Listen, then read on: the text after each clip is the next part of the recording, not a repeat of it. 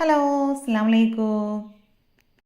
അപ്പോൾ ഇന്ന് നല്ല അടിപൊളിയായിട്ടുള്ളൊരു ബ്രേക്ക്ഫാസ്റ്റിൻ്റെ റെസിപ്പിയാണ്. അപ്പോൾ ബാക്കി വന്നിട്ടുള്ള ചോറും കൂടെ ചേർത്ത് കൊടുത്തുകൊണ്ട് തന്നെ പൊറോട്ടയുടെ അതേ സെയിം ടേസ്റ്റിൽ തന്നെ റെഡിയാക്കി എടുക്കാൻ പറ്റിയിട്ടുള്ള നല്ല ലെയറോട് കൂടെയുള്ള നല്ല സോഫ്റ്റ് ആയിട്ടുള്ള ഒരു അടിപൊളി ബ്രേക്ക്ഫാസ്റ്റിൻ്റെ റെസിപ്പിയാണ്. അപ്പോൾ നമ്മുടെ ഈ ഒരു വീഡിയോ മുഴുവനായിട്ടും സ്കിപ്പ് ചെയ്യാതെ തന്നെ കണ്ടു നോക്കുക. കണ്ടിട്ട് ഇഷ്ടമാവുന്നുണ്ടെങ്കിൽ വീഡിയോ ലൈക്ക് ചെയ്യാനും ചാനൽ സബ്സ്ക്രൈബ് ചെയ്യാനും മറക്കരുത്.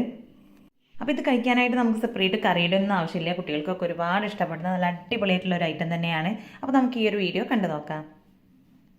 അപ്പോൾ ഈ ഒരു ബ്രേക്ക്ഫാസ്റ്റ് റെഡിയാക്കി എടുക്കാനായിട്ട് ആദ്യം തന്നെ നമുക്കിതിലേക്ക് വേണ്ടത് ചോറാണ്. അപ്പോൾ ഞാനിത് അവിടെ 1 കപ്പ് ചോറാണ് കേട്ടോ എടുത്തിട്ടുള്ളത്. അപ്പോൾ അത് ഏത് അരിയുടെ ചോറ് എടുക്കുന്നതിനും കുഴപ്പമില്ല. അപ്പോൾ ഞാനിവിടെ റേഷൻ അരിയുടെ ചോറാണ് എടുത്തിട്ടുള്ളത്.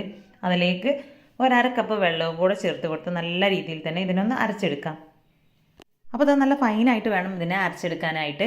ഇനി അരച്ചെടുത്തിട്ടുള്ള നമ്മുടെ ഈ ഒരു ചോറിൻ്റെ മിക്സ് ഞാനിവിടെ വേറൊരു ബൗളിലേക്ക് ചേർത്ത് കൊടുക്കുകയാണ്.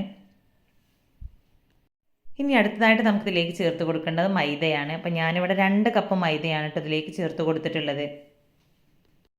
ഇനി ഇതിന് നമുക്കൊരു ടീസ്പൂൺ യൂസ് ചെയ്തിട്ട് ആദ്യം ഒന്ന് മിക്സ് ചെയ്ത് കൊടുക്കാം.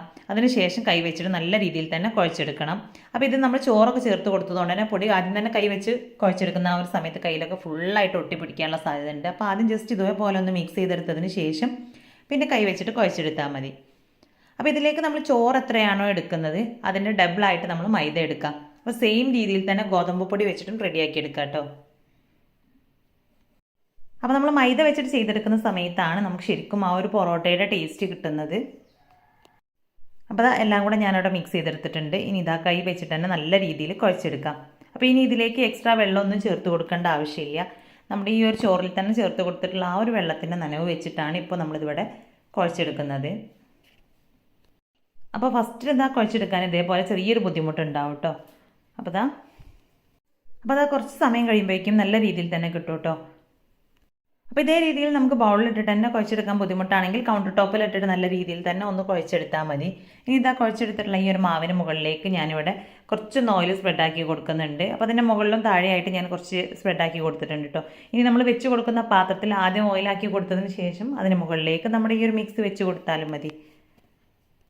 അപ്പോൾ അതാ 2 ഭാഗത്തും കുറച്ചൊന്ന് ഓയിൽ സ്പ്രെഡാക്കി കൊടുത്തതിന് ശേഷം നമുക്ക് ഇതിനെ ഒരു 10 മിനിറ്റ് ഒന്ന് അടച്ച് മാറ്റി വയ്ക്കാം. അപ്പോൾ കുറച്ചും കൂടെ നല്ലൊരു സോഫ്റ്റ് ആയിട്ട് കിട്ടാൻ വേണ്ടിയിട്ടാണ് ഈ ഒരു രീതിയിൽ തന്നെ ചെയ്തെടുക്കുന്നത്. അപ്പോൾ അതാ ഒരു 10 മിനിറ്റ് മാത്രം വെച്ച് കൊടുത്താൽ മതി കേട്ടോ. ആ ഒരു സമയമാകുമ്പോഴേക്കും നമ്മുടെ മാവൊക്കെ നല്ല സോഫ്റ്റ് ആയിട്ട് തന്നെ കിട്ടിയിട്ടുണ്ട്. ഇനി ഇതിനെ നല്ല പോലെ ഒന്നും കൂടെ കുഴച്ചെടുത്തതിന് ശേഷം നമുക്ക് ഓരോ ബോളുകളാക്കിയിട്ട് എടുക്കാം.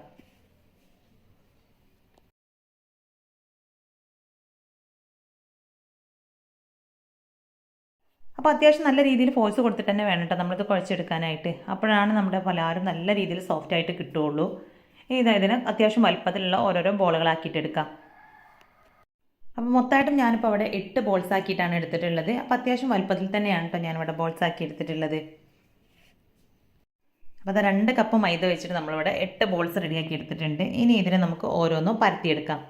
അപ്പോൾ ബോൾസ് ആക്കി എടുത്തതിന് ശേഷം റെസ്റ്റ് ചെയ്യാനായിട്ട് വെക്കേണ്ട ആവശ്യമൊന്നുമില്ല. ഡയറക്റ്റ് ആയിട്ട് തന്നെ പരത്തിയെടുത്താൽ മതി. അപ്പോൾ ആദ്യം തന്നെ കൗണ്ടർ ടോപ്പിലേക്ക് കുറച്ച് പൊടി ഇട്ട് കൊടുക്കാം. അപ്പോൾ മൈദപ്പൊടി തന്നെയാണ് ഇട്ട് കൊടുത്തിട്ടുള്ളത്. ഇനി ഇതിലേക്ക് നമ്മുടെ ഓരോരോ ബോൾസും വെച്ച് കൊടുത്തതിന് ശേഷം നല്ല രീതിയിൽ തന്നെ ഒന്ന് പരത്തിയെടുക്കാം. അപ്പോൾ മാക്സിമം തിന്നായിട്ട് വേണം കേട്ടോ പരത്തിയെടുക്കാനായിട്ട്. അപ്പോൾ സാധാരണ നമ്മൾ പൊറോട്ടയൊക്കെ റെഡിയാക്കി എടുക്കുന്ന സമയത്ത് നമുക്കത് വീശിയെടുക്കാനും ചുറ്റിച്ചെടുക്കാനൊക്കെ ബുദ്ധിമുട്ടാവും. അപ്പോൾ ഈ ഒരു രീതിയിൽ നമ്മൾ റെഡിയാക്കി എടുക്കുകയാണെന്നുണ്ടെങ്കിൽ നമുക്ക് ആ വക ബുദ്ധിമുട്ടൊന്നുമില്ല. കഴിക്കാനായിട്ട് സെയിം നമ്മുടെ പൊറോട്ടയുടെ അതേ ഒരു ടേസ്റ്റ് തന്നെയാണുള്ളത്. അപ്പോൾ ഇതാ മാക്സിമം ഞാനിവിടെ തിന്നായിട്ട് തന്നെ ഒന്ന് പരത്തിയെടുത്തിട്ടുണ്ട്. അപ്പോൾ ഇങ്ങനെ പരത്തിയെടുക്കുന്ന സമയത്ത് നമ്മുടെ കൗണ്ടർ ടോപ്പിൽ ഒട്ടിപ്പോവാതിരിക്കാൻ പ്രത്യേകം ശ്രദ്ധിക്കണം കേട്ടോ. അപ്പോൾ അത് ലാസ്റ്റ് പരത്തിയെടുത്തതിന് ശേഷം ഞാൻ ഒന്നും കൂടെ ഒന്ന് പൊക്കിയെടുത്തതിന് ശേഷമാണ് കൗണ്ടർ ടോപ്പിലേക്ക് വെച്ച് കൊടുത്തിട്ടുള്ളത്. ഇനി ഇതിന് മുകളിലായിട്ട് കുറച്ചൊന്ന് വെളിച്ചെണ്ണ ഓയിൽ എന്തെങ്കിലും ഒന്ന് സ്പ്രെഡാക്കി കൊടുക്കുക കേട്ടോ. അപ്പോൾ ഫുള്ളായിട്ടും എല്ലാ ഭാഗത്തേക്കും എത്തുന്ന രീതിയിൽ ഒന്ന് സ്പ്രെഡാക്കി കൊടുത്തിട്ടുണ്ട്. ഒരുപാട് അങ്ങനെ ഓയിൽ ചേർത്ത് കൊടുക്കേണ്ട ആവശ്യമില്ല. ജസ്റ്റ് ഒന്ന് ആക്കി കൊടുത്താൽ മതി. ഇനി ഇതിന് മുകളിലായിട്ട് നമുക്ക് കുറച്ച് മൈദ കൂടെ ഒന്ന് തൂവി കൊടുക്കാം. അപ്പോൾ ഇത് പരസ്പരം ഒട്ടിപ്പിടിക്കാതിരിക്കാൻ വേണ്ടിയിട്ടാണ് കേട്ടോ അതേ രീതിയിൽ നമ്മൾ വെളിച്ചെണ്ണയും അല്ലെങ്കിൽ ഓയിലും മൈദപ്പൊടിയൊക്കെ ഇട്ട് കൊടുക്കുന്നത്. അപ്പോൾ ഇനി ഇതിന് മുകളിലേക്ക് ഒരു സൈഡൊന്നും ഇതുപോലെ മടക്കി വെച്ച് കൊടുക്കാം. ഇനി അതിന് മുകളിൽ വീണ്ടും കുറച്ചൊന്ന് ഓയിൽ സ്പ്രെഡാക്കി കൊടുത്ത് വീണ്ടും മൈദ ഇട്ട് കൊടുക്കാം.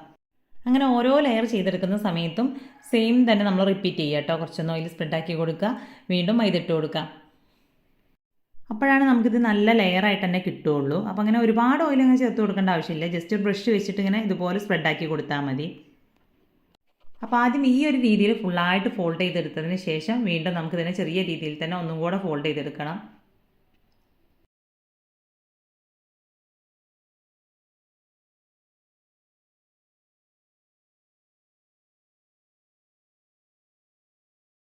അപ്പോൾ ഫുള്ളായിട്ടും ഇതിനെ നല്ല രീതിയിൽ തന്നെ ഫോൾഡ് ചെയ്തെടുത്ത് കഴിഞ്ഞാൽ നമുക്ക് ഇത് ഒരുപാട് ലെയറായിട്ടാണ് കിട്ടുക. അപ്പോൾ ഇതിങ്ങനെ കാണാനായിട്ട് നല്ല ഭംഗിയാണ് കേട്ടോ. അപ്പോൾ അതാ ഫുള്ളായിട്ടും ഞാൻ ഈ ഒരു രീതിയിൽ തന്നെയാണ് ചെയ്തെടുത്തിട്ടുള്ളത്. അപ്പോൾ ഇത് കാണുമ്പോൾ കുറച്ച് റിസ്ക് ആയിട്ട് തോന്നുന്നുണ്ടെങ്കിലും ചെയ്യാനായിട്ട് വളരെ സിമ്പിളാണ്. അപ്പോൾ അതിൻ്റെ ആ ഒരു എൻഡിങ്ങിൽ ഇതേപോലെ കുറച്ചൊന്ന് ബാലൻസ് വരുന്നുണ്ടെങ്കിൽ ഇങ്ങനെ ഒന്ന് പ്രസ് ചെയ്ത് കൊടുത്താൽ മതി. അപ്പോൾ അതാ കാണാനായിട്ട് ഈ ഒരു രീതിയിലാണ് കേട്ടോ ഉണ്ടാവുക. അപ്പോൾ ബാക്കി എല്ലാതും ഞാൻ സെയിം രീതിയിൽ തന്നെ പരത്തിയെടുത്തതിന് ശേഷം ഇതുപോലെ ഒന്ന് ഫോൾഡ് ചെയ്ത് വെച്ചിട്ടുണ്ട്. ഇനി ഇതിനെ നമുക്ക് സാധാരണ പൊറോട്ടക്കൊക്കെ വീണ്ടും പരത്തിയെടുക്കുന്ന ആ ഒരു സെയിം രീതിയിൽ തന്നെ ഇതിനെ ഒന്നും കൂടെ പരത്തിയെടുക്കാം. അപ്പം നമ്മൾ സാധാരണ പൊറോട്ട റെഡിയാക്കി എടുക്കുന്ന സമയത്ത് കുറച്ചൊന്ന് ഓയിൽ സ്പ്രെഡാക്കി കൊടുത്ത് കൈ വെച്ചിട്ടാണ് നമ്മളിതിനെ പരത്തിയെടുക്കുക. അപ്പോൾ അതിന് പകരമായിട്ട് നമ്മൾ പൊടി ഇട്ട് കൊടുത്തതിന് ശേഷമാണ് കേട്ടോ ഇതിനെ പരത്തിയെടുക്കുന്നത്. അപ്പോൾ ഈ ഒരു സമയത്ത് പരത്തിയെടുക്കുമ്പോൾ മാക്സിമം തിന്നായിട്ട് തന്നെ ഒന്ന് പരത്തിയെടുക്കാനായിട്ട് ശ്രമിക്കുക. അപ്പോഴാണ് നമ്മുടെ ആ ഒരു ലെയറൊക്കെ നല്ല കറക്റ്റായിട്ട് തന്നെ കിട്ടുകയുള്ളൂ. അപ്പോൾ നമ്മളിവിടെ സ്ക്വയർ ആയിട്ടാണല്ലോ ഫോൾഡ് ചെയ്തെടുത്തിട്ടുള്ളത്. അപ്പോൾ ആ ഒരു രീതിയിൽ തന്നെ മാക്സിമം പരത്തിയെടുക്കാൻ പറ്റുകയാണെങ്കിൽ അതാണ് കേട്ടോ കുറച്ചും കൂടെ നല്ലത്.